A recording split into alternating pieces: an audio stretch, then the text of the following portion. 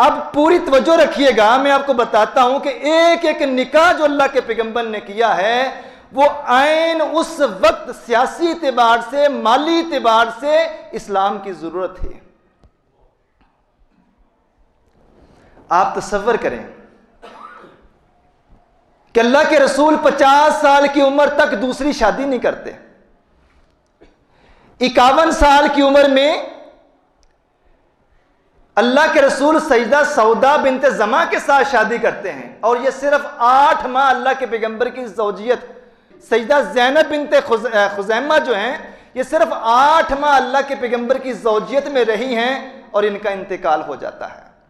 2 बीवियां Khadija, Zainab बिनते खुज़ैमा, ये 2 बीवियां अल्लाह के पैगंबर की ज़िंदगी में दुनिया से रुखसत हो गई हैं, और बाकी की 9 बीवियां अल्लाह के पैगंबर सल्लल्लाहु अलैहि वसल्लम के निकाह में रही हैं जब तक अल्लाह के रसूल इस दुनिया में मौजूद रहे।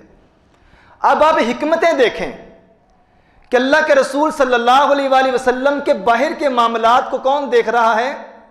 उठने को, बैठने को, अल्लाह के रसूल के लेन देन के मामलात को, मेहमानों से, मुसाफिरों से, राहगीरों से अल्लाह के रसूल के ताल्लुकात कैसे हैं, कौन देख रहा है? सहाबा की एक जमात मौजूद है। लेकिन घर के मामलात, घर के अंदर रसूलुल्लाह एक शौहर की हैसियत से कैसे जिंदगी गुजारते हैं, और ये बात इस माशरे के लोगों को अच्छी तरह याद है, और इल्म होना चाहिए इस बात का कि इंसान का ज्यादा टाइम और वक्त उसके अपने घर के अंदर गुजरता है। मैं और आप क्या हैं, ये बाहर के लोग अंदाजा नहीं लगा सकते। मैं अगर दुकान पे जाके बैठता हूं, मंडी बाजार के मामलात है, वहां अखलाक से बात करना मेरी मजबूरी है। वहां इज्जत से पेश आना, सच बोलना, सब्र का मुजाहरा करना, गुस्से पे काबू रखना, यह मेरी मजबूरी है। लेकिन इंसान की अखलाके रजीला, बुरी आदत, बुरे अखलाक, वो अगर देखने हैं तो इंसान के उसके घर वालों से पूछे जा सकते हैं कि इसकी असलियत क्या है, ये कितना साबिर है, कितना शुक्र करने वाला है, कितना इंसाफ करने वाला है, कितना शर्मो हया वाला है। बीवियों से इंसान बेतकल्लफ होता है, जो दिल में होता है मुंह के रास्ते बाहर आ जाता है। रसूलुल्लाह सल्लल्लाहु अलैहि वसल्लम की 1, 2, 3, 4 नहीं, बल्कि अल्लाह ताला ने 11 औरतों की ड्यूटी लगाई है। देखो मोहम्मद रसूलुल्लाह की जिंदगी, और इस उम्मत की औरतों तक पैगाम पहुंचा दो शौहर कैसे होने चाहिए, और एक बीवी का अपने शौहर के साथ ताल्लुक कैसा होना चाहिए। रसूलुल्लाह के हर निकाह में हिकमत है। उम्मे हबीबा, ये अबू सुफियान रज़ी अल्लाह ताला अन्हो की बेटी है। हमें इस बात का अच्छी तरह इल्म है, इस्लाम की पहली जंग, जंगे बदर, जंगे ओहद, जंगे खंदक, ये 3 बुनियादी जंगें मुसलमानों के खिलाफ जिस शख्सियत ने खड़ी की हैं और मुसलमानों को नुकसान पहुंचाने की कोशिश की है, वो अबू सुफियान थे। फतह मक्का के मौका पर अबू सुफियान मुसलमान होते हैं, और उम्मे हबीबा रज़ी अल्लाह ताला अन्हा जो कि अबू सुफियान की बेटी है, ये अवाइल इस्लाम में ही, इस्लाम के शुरू के दिनों में ही मुसलमान हो जाती हैं।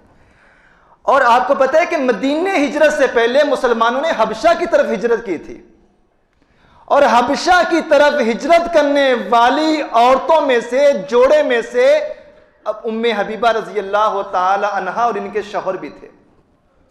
हबशा चूंकि ईसाई बादशाह नजाशी का इलाका था, और वहां पे इनके शौहर जाके मुर्तद होते हैं और वास्ते जहन्नम होते हैं, तो नजाशी वहां हबशा से बैठकर अबू सुफियान जो इस्लाम का बदतरीन दुश्मन था, उसकी बेटी का निकाह मुहम्मदुर रसूलुल्लाह से बैठे मदीने में कर देते हैं।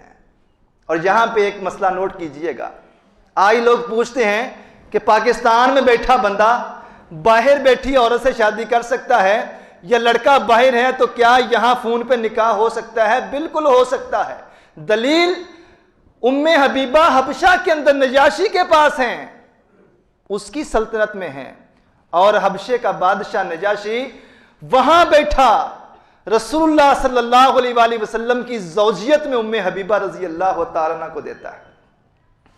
और इस्लाम के बदतरीन दुश्मन अबू सुफियान की बेटी से जब अल्लाह के रसूल सल्लल्लाहु अलैहि वसल्लम की शादी होती है तो आप इस निकाह की बरकत देखिए, अल्लाह के हुक्म में हिकमत देखिए। अरब के अंदर रवाज था कि अगर दो कबीलों, दो खानदानों, दो कौमों के दरमियान सालों से दुश्मनी चल रही है और उन दो खानदानों में बेटी दे दी जाए या बेटी ले ली जाए, तो अब उन दोनों खानदानों में लड़ाई नहीं थी होती। वो समझते थे कि अब हमारा खानदानी रिश्ता बन गया है और वो लोग अपने दामाद के खिलाफ जंग करने को अपनी रवायात और अपनी इज्जत की तौहीन समझा करते थे। जिस वक्त उम्मे हबीबा रजी अल्लाह ताला अन्हा अल्लाह के रसूल के निकाह में आ गई, उससे कबल मक्के के अंदर कुरैश में सबसे बड़ा जो इस्लाम का दुश्मन था वो उम्मे हबीबा रजी अल्लाह ताला अन्हा का बाप अबू सुफियान था। और जंग का झंडा, जंग का अलम वो अबू सुफियान की छत पे हर वक्त लहराता था। किसके खिलाफ? मुसलमानों के खिलाफ। और जब वो झंडा लहराया जाता था तो सारा कबीला, सारा कुरैश जमा हो जाता। किसके खिलाफ? इस्लाम के खिलाफ।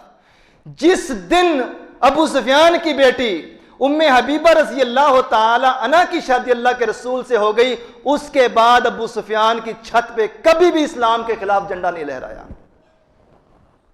मैंने शुरू में कहा कि रसूलुल्लाह सल्लल्लाहु अलैहि वसल्लम की तमाम शादियां या तो उस मौके पे सियासी एतबार से जरूरत थी या फिर माली एतबार से जरूरत थी या फिर इस्लाम की वहां तक रसाई के लिए यह अमल बहुत जरूरी था।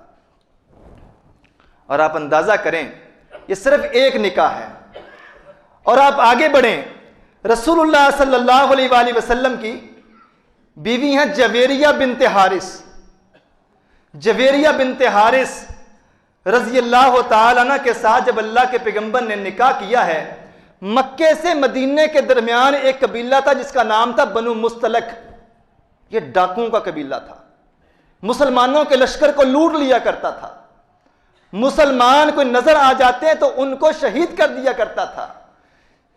और इस गज़वे बनु मुस्तलक जो तारीख में गज़वे के नाम से, लड़ाई के नाम से मशहूर है, वो जवेरिया रज़ी अल्लाह ताला अन्हा के कबीले के साथ मुसलमानों की लड़ाई थी। और मुसलमानों ने ये जंग जब जीती है तो जवेरिया बिनते हारिस ये कैदी बन के रसूलुल्लाह सल्लल्लाहु अलैहि वसल्लम के पास आ गई है। आप देखिए, आसमान से हुक्म आता है, जबरील के जरिए मोहम्मद सल्लल्लाहु अलैहि वसल्लम जवेरिया जो कि बनु मुस्तलक कबीले की कैदी बन के आपके पास आ गई, आप इससे निकाह कर लें। इस्लाम को फायदा क्या हुआ? जवेरिया रज़ी अल्लाह ताला अन्हा का वालिद उस कबीले का सरदार था। और जब सैकड़ों की तादाद में कैदी सामने मौजूद हैं, रसूलुल्लाह जवेरिया रज़ी अल्लाह ताला अन्हा को आज़ाद करते हैं कैद से और जवेरिया से रजामंदी पूछ के निकाह करते हैं। तो जवेरिया रज़ी अल्लाह ताला अन्हा की सिफारिश पे उनके कबीले के सैकड़ों लोगों को आज़ाद कर दिया जाता है। किसकी वजह से? इस निकाह की बरकत की वजह से। अब देखिए अगला काम क्या होता है। जब इतने लोगों को आज़ाद किया जाता है और वो सैकड़ों अपने कबीले में पहुंचते हैं तो 100 से ज्यादा घराने इस्लाम कबूल करके मोहम्मद रसूलुल्लाह के गुलाम बन जाते हैं। यह निकाह की हिकमत है। सियासी एतबार से इस्लाम को तकवीयत पहुंचाने के एतबार से। आगे बढ़िए, सफिया बिनते हुई बिन अख्तब 7 हिजरी में जब जंगे खैबर हुई है, यह यहूदियों का बहुत बड़ा कला था। इस कले पे मुसलमानों ने चढ़ाई की है और इसी मौके पे सैयदना अली रज़ी अल्लाह ताला अन्हु ने कहा था, सम्मैतु उम्मी हैदरा, मेरी मां ने मेरा नाम हैदर यानी कि शेर रखा है। जिस कले को कई दिन से फतह नहीं था किया जा रहा, अल्लाह के रसूल ने अलम और झंडा सैयदना अली के हाथ में दिया है और वो कला खैबर का यहूदियों का फतह होता है और मुसलमान उस कले पे काबू पाते हैं। और सफैया बिनते हई जो कि हई इस कबीले का सरदार था, उम्मुल मोमिनीन सफिया रजी अल्लाह ताला अन्हा के वालिद थे, वो कत्ल होते हैं। सफिया रजी अल्लाह ताला अन्हा कैदी बन के आती हैं, रसूलुल्लाह सल्लल्लाहु अलैहि वसल्लम उनको भी आज़ाद करते हैं, अल्लाह के हुक्म से पैगामे निकाह देते हैं, वो कबूल करती है। और नतीजा क्या होता है, एक तरफ कुरैश मुसलमानों के मुखालिफ हैं, एक तरफ ईसाई मुसलमानों के मुखालिफ हैं, एक तरफ यहूदी मुसलमानों के मुखालिफ हैं, हर तरफ से दुश्मन मुसलमानों पे टूट पड़ने के लिए हर वक्त तैयार है। ये जब खैबर का कला फतह होता है, सफिया रजी अल्लाह ताला अन्हा अल्लाह के पैगंबर के निकाह में आती हैं, उसके बाद जब तक अल्लाह के रसूल दुनिया में जिंदा रहे, यहूदियों का कोई कबीला इस्लाम की तरफ आंख उठा के बिना देख सका।